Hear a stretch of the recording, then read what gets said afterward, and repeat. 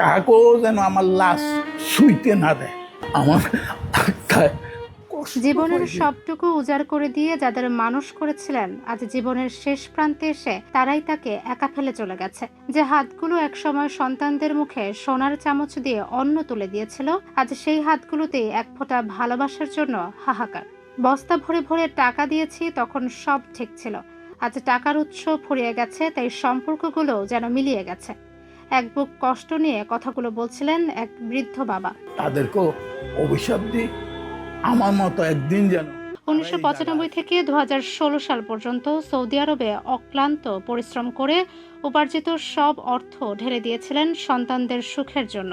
কিন্তু আজ যখন তিনি অসুস্থ, তখন আপন বলতে কেউ পাশে নেই। ছেলেমেয়েরা তাকে একটি ওল্ড এজ হোমে রেখে গেছে। বছরের পর বছর ধরে কেউ একটিবারের জন্য খোঁজ নিতে আসেনি। তার একটাই প্রশ্ন, ছেলেরা না হয় স্বার্থপর হতে পারে, কিন্তু মেয়েরা কিভাবে নিজের জন্মদাতা বাবাকে এভাবে অস্বীকার করতে পারে। তিনি তাদের কাছে কোনো টাকা পয়সা চাননি, শুধু চেয়েছিলেন একটু ভালোবাসা, একটু যত্ন।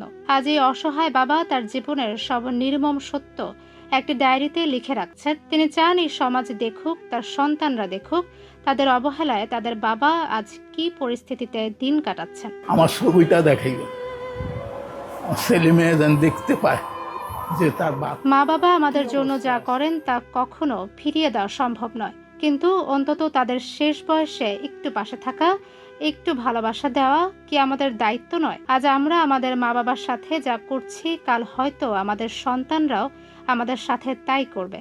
আসুন সময় থাকতে আমাদের মা বাবাকে ভালোবাসতে শিখি, তাদের মুখে একটু হাসি ফোটাই।